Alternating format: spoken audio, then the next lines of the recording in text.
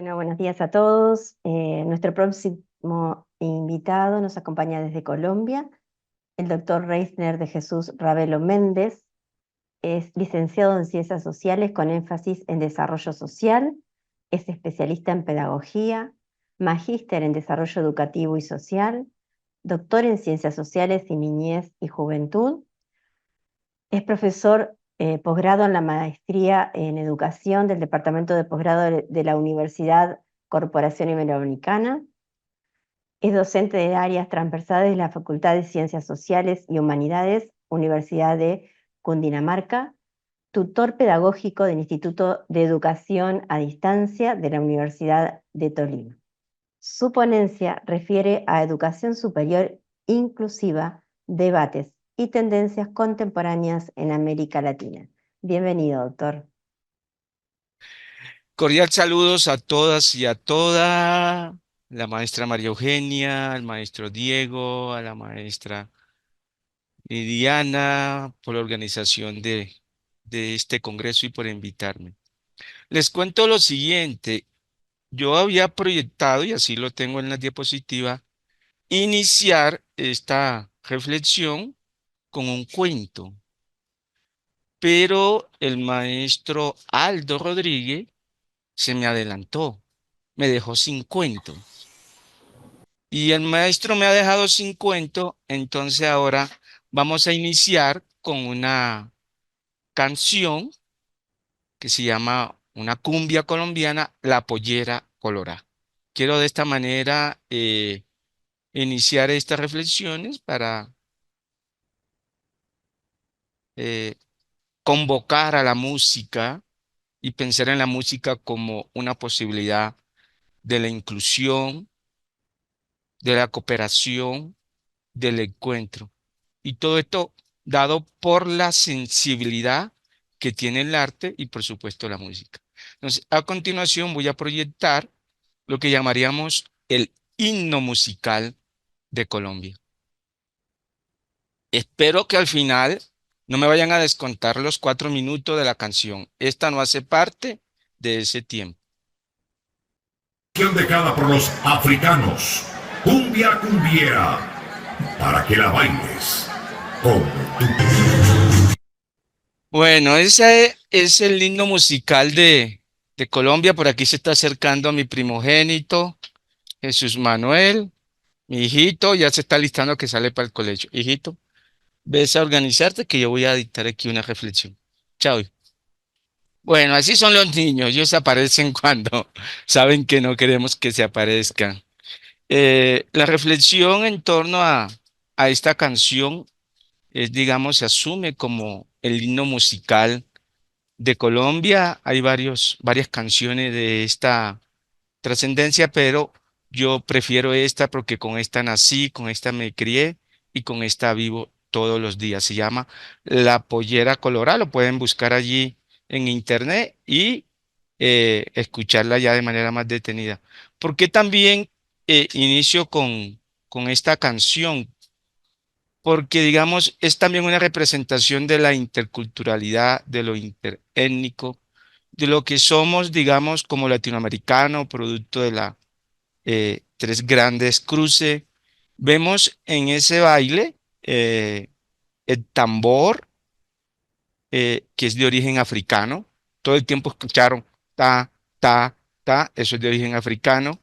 El movimiento de las caderas, bueno, aquí estoy mostrando los hombros, no las caderas, es de origen africano, pero vemos también algunas manifestaciones y algunas representaciones de nuestros hermanos mayores, indígenas o de los pueblos indígenas amerindios, el sombrero, si se dieron cuenta el sombrero es de origen indio, de amerindio, de nuestros pueblos ancestrales, y también ahí escuchaban un instrumento, la guacharaca es de origen también amerindio. Y bueno, me detengo allí porque no es sobre la canción, sino lo que les quiero compartir es entonces, voy a compartir la pantalla y ahora sí vamos de lleno a lo que nos invitaron. Agradezco la invitación al equipo de organizador del Congreso, a la maestra María Eugenia, al maestro Diego, a la maestra Liliana y a todo el equipo de apoyo, porque sé que detrás de este gran equipo humano y académico hay también un sinnúmero de colaboradores que están allí presentes, a los intérpretes, agradecimientos, todo. Entonces, vamos a la diapositiva. ¿Me confirman, por favor, que están visualizando ya la presentación? Se ve muy bien. Bueno, muy bien. Maestro Diego, espero que tengan misericordia de mí y no me vayan a sumar los 4 minutos de la canción. Qué bien, entonces vamos a pantalla completa. Pantalla completa, ¿me confirman, por favor? Se ve muy bien. Muy bien, entonces pasamos esto por acá, movemos esta. Este es el título de, de las reflexiones que vamos a tener. Bueno, por el lado izquierdo observan Segundo Congreso Virtual de Educación Inclusiva, CBI, AMNET, Cerezo, Montevideo, Uruguay. Quien les habla, su servidor, maestro de vocación y formación. Yo soy el profesor Reisner de Jesús Ravelo Méndez, docente investigador social. Mi correo personal y el ORSI, noviembre 7 del 2004. Y hacia la derecha, en el círculo de color un poco amarillo, está el título de la ponencia.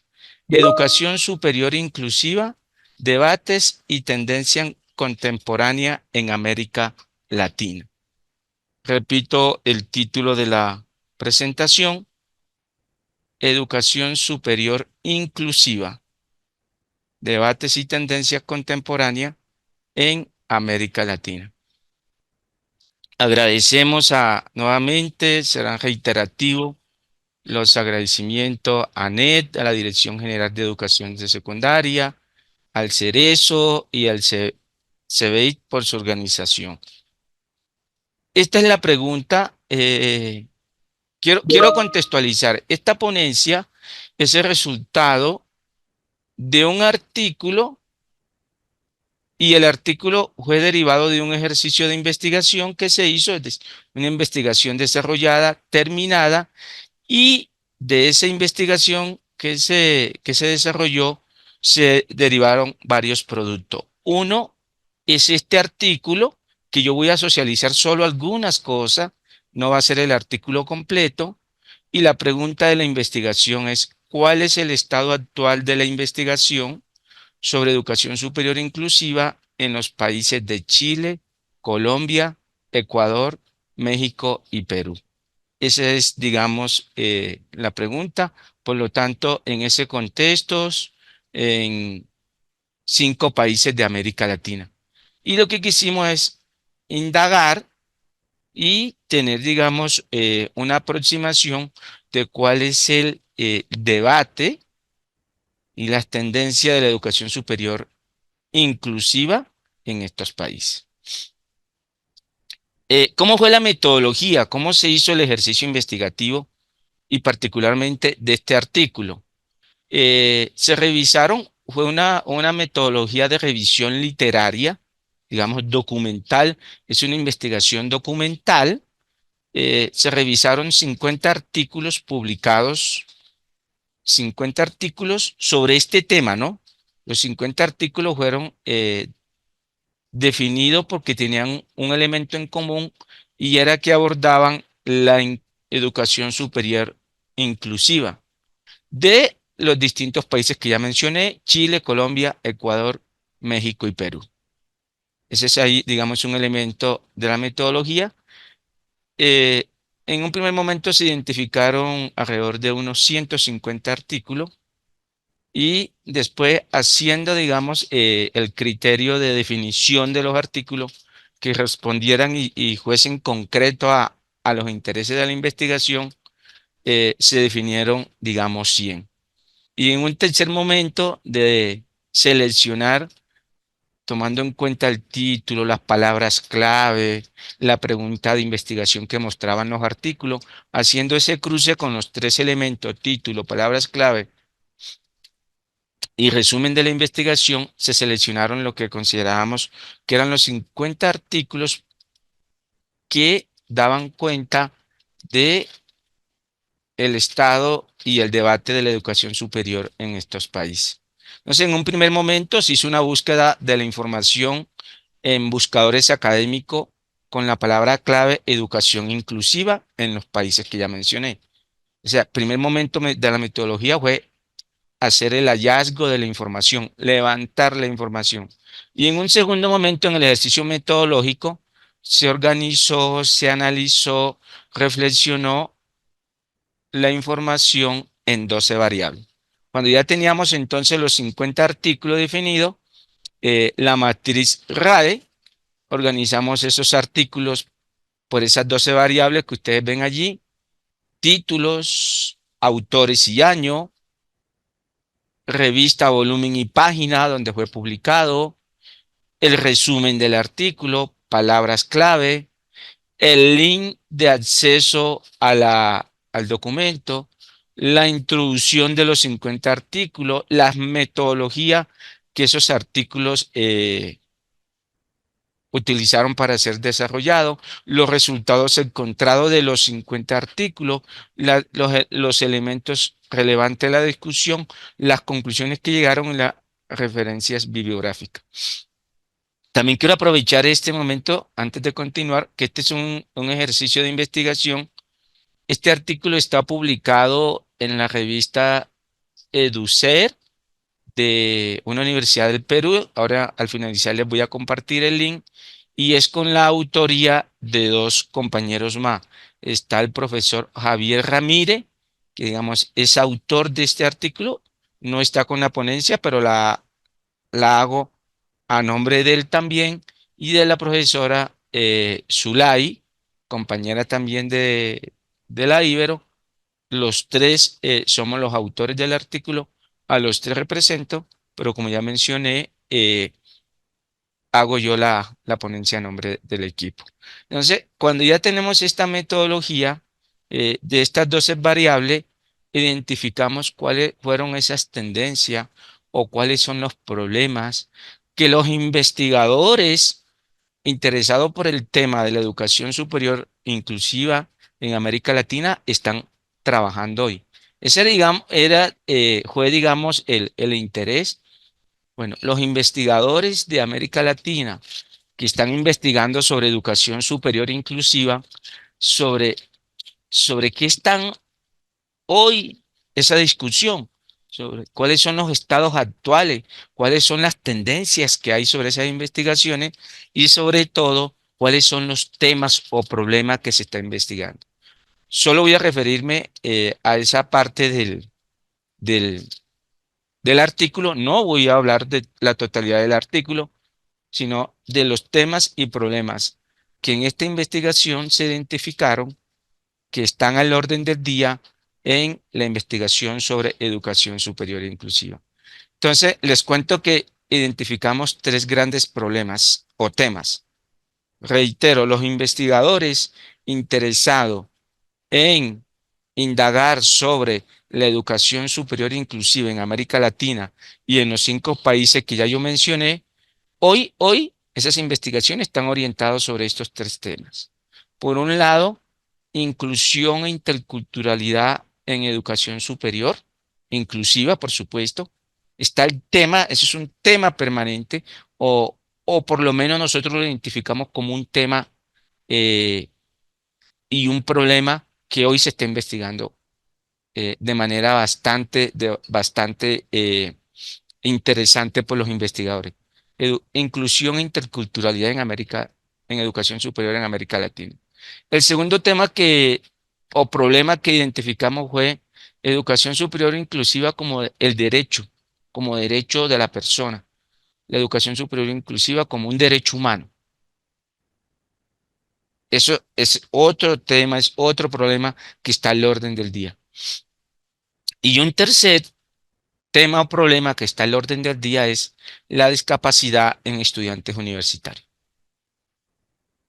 Esos tres temas que también son problemas son hoy en estos 5 países temas de interés. donde se está hablando, se está discutiendo, se está generando conferencia, se está generando discusión desde la política pública, desde los sectores académicos, desde los lugares del gobierno. Repito, inclusión e interculturalidad en educación superior. Segundo, la educación superior inclusiva como un derecho. Y tercero, la discapacidad en estudiantes universitarios. Por tiempo solo voy a hablar, y como ya lo mencioné, de estos tres elementos de los temas actuales sobre educación superior inclusiva en los 5 países.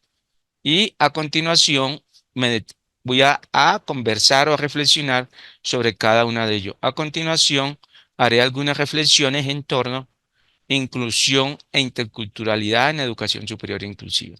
¿Qué es esta? Primer tema, primer problema. El título, inclusión e interculturalidad en educación superior inclusiva. ¿Qué encontramos allí? ¿Qué hallazgo logramos identificar en estos 50 artículos, pero también en las discusiones que se vienen dando a nivel de los ámbitos académicos? Y es que la inclusión y la interculturalidad tienen como base, tienen como base las diversidades, o sea, las diversidades, base sustantiva del aprendizaje y la formación. La inclusión como la posibilidad de garantizar a todos y todas una educación superior, la interculturalidad como la posibilidad del encuentro de diversidad de cultura, pero el aprovechamiento mutuo en las dos, tanto en la inclusión como en la interculturalidad, el elemento base, el elemento unificador, si quiere, el elemento que comparten. Si yo hablo de inclusión y hablo de interculturalidad, el elemento que comparte esas acciones, esas reflexiones, es que está sobre la diversidad. Y ahí entonces la reflexión está sentada las diversidades, base sustantiva del aprendizaje y la formación. Cómo pensar los aprendizajes diversos, reconocer al estudiante de la educación superior, digamos, como sujetos diversos, y esa diversidad se da de distintos índoles, de distintas maneras. Digamos, la diversidad puede ser por inclusión, pero la diversidad también puede ser cultural. El elemento que comparten aquí estas dos categorías es sobre la base de la diversidad. Si reconocemos diversidades, hay posibilidades de incluir. Si reconocemos diversidades, hay posibilidades de los aprovechamientos mutuos interculturales.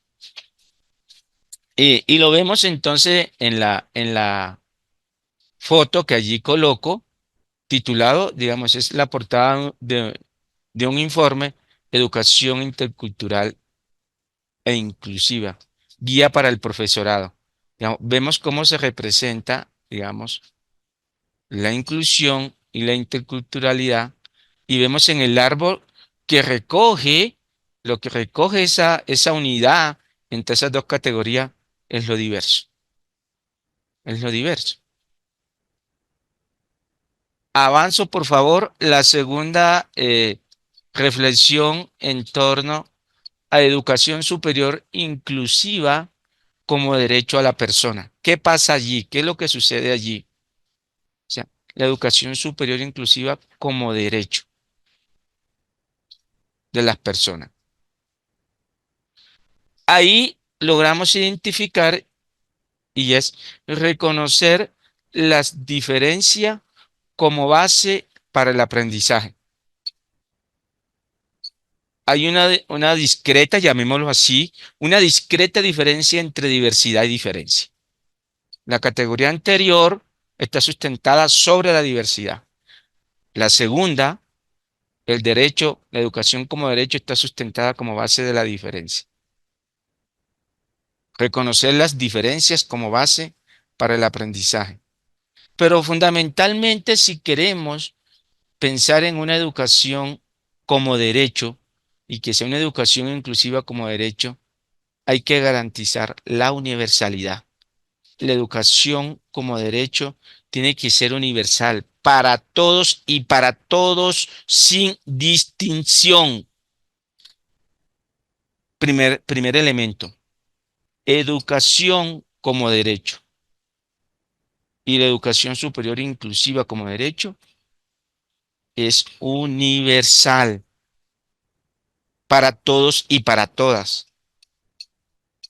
Utilizaría un término que han utilizado mis compañeros en las ponencias anteriores, es no hay barrera. De ningún índole, de ningún índole. Y si no hay barrera, podríamos, digamos, hay que superar las barreras económicas, porque entonces los sectores sociales que no tienen los recursos económicos no tienen acceso, no. Si la pensamos como derecho, está superada la barrera económica. Para ilustrarlo con un ejemplo, ¿no? Por eso es universal. Pero para ser universal, tiene que ser gratuita. Educación superior e inclusiva gratuita para los estudiantes de América Latina.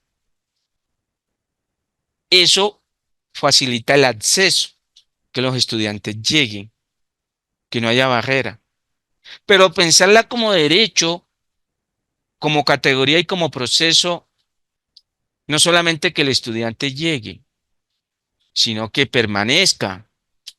Porque yo puedo llegar a primer semestre, pero si no permanezco y deserto, se estaría perdiendo el derecho, no se estaría cumpliendo lo que llamaríamos el derecho pleno de la educación inclusiva, es decir, accedo, permanezco, no deserto, porque las estadísticas que tenemos en el caso de Colombia, lo ilustro con un ejemplo, el 50% de los estudiantes que llegan a primer semestre desertan. Lo ilustro con este ejemplo. Primer semestre, se matriculan en la universidad 1.000 estudiantes. De esos 1.000 se están graduando 150 o 200 estudiantes. Es decir, que en promedio 750 estudiantes que ingresaron no terminaron. Es decir, habría, digamos, allí una dificultad en la permanencia. Hay que permanecer y hay que garantizar la permanencia. Pero también un tercer elemento, además de permanecer, que aprendan, porque pueda que yo acceda, pueda que yo permanezca y pueda que no esté aprendiendo.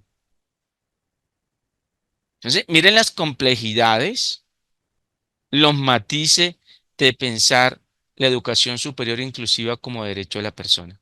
Digamos, una serie de procesos, digamos, es un proceso complejo. Si en sí mismo el derecho a la educación es complejo, por lo que mencionaba, garantizar acceso, permanencia, ascenso, aprendizaje,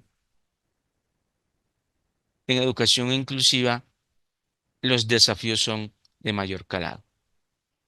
Avanzo con el tercer tema o problema que identificamos y es la discapacidad en estudiantes universitarios. La discapacidad en estudiantes universitarios. Según un informe de las Naciones Unidas, y esto lo menciono porque es un informe de las Naciones Unidas en el año 2021, nos dice lo siguiente.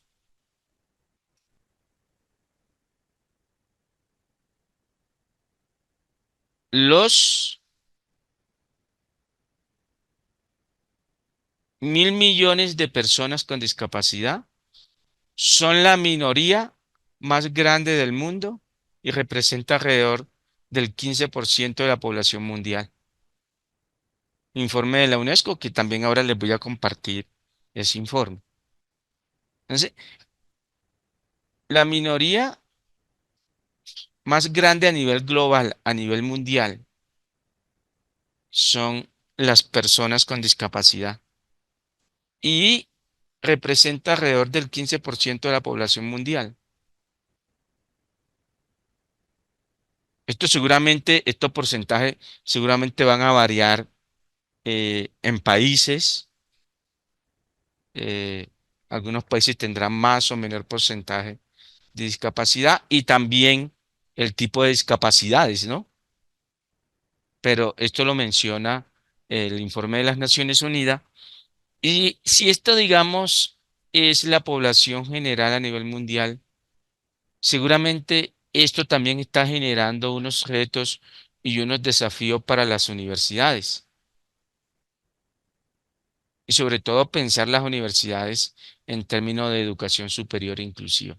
Hay un gran porcentaje en la población global con algún tipo de discapacidad y cómo las universidades se están adaptando para responder a la presencia de personas con algún tipo de discapacidad. Esto lo asocio, ya para ir cerrando, esto lo asocio con esta tabla porque me va a permitir ver algunos porcentajes. Esta tabla que se titula Discapacidades relacionadas con la visión, el oído, el movimiento y el habla en 10 países seleccionados de América Latina. Esta tabla no hace parte de la investigación, no hace parte del artículo. Esto es un informe eh, que desarrolló UNICEF, una oficina de las Naciones Unidas para la infancia, la niñez. Y aquí vemos entonces la primera columna a la izquierda es el país. La segunda columna en azul es la totalidad de la población de cada país. Entonces, hagamos el ejemplo con Uruguay. País y año 2010, Uruguay. Para el 2010 tenía aproximadamente casi 3.300.000 personas, la población de Uruguay. 3.300.000 personas. Pero cuando nos damos cuenta, ¿cuál es digamos, y utilizando el término que dice la tabla, cuál es la discapacidad, digamos, que tiene mayor presencia en el conjunto de la población? Nos damos cuenta que es la movilidad. La movilidad, es decir, la movilidad es la discapacidad que afecta, digamos, de manera más, eh, si se quiere, que afecta de mayor manera a la sociedad uruguaya. Estimado doctor, sin querer interrumpirlo, estamos con el tiempo justo, así que le pedimos que vaya haciendo el cierre. Muchas gracias, maestra. Quería solamente socializar esta diapositiva y es interesante porque me permite ver, bueno, si bien es cierto hay una diversidad de discapacidades, cuáles son las que están afectan o inciden en la sociedad para que también las universidades y la educación superior se adecue a estos desafíos. Conclusión provisional. Tengo 3 conclusiones provisionales a partir de las reflexiones que hemos tenido. Es la importancia de construir un ecosistema educativo universitario en los países de América Latina, pensarnos cómo América Latina y los países van a pensarse como un único ecosistema educativo. Una segunda reflexión, la reflexión conceptual sobre la diversidad, pasar de la discapacidad o a procesos neurotípicos y neurodiversos. Encontramos que en estos investigadores todavía se sigue hablando de discapacidad. Una tercera reflexión, generar procesos de aprendizaje colaborativos entre profesores de Uruguay y Colombia.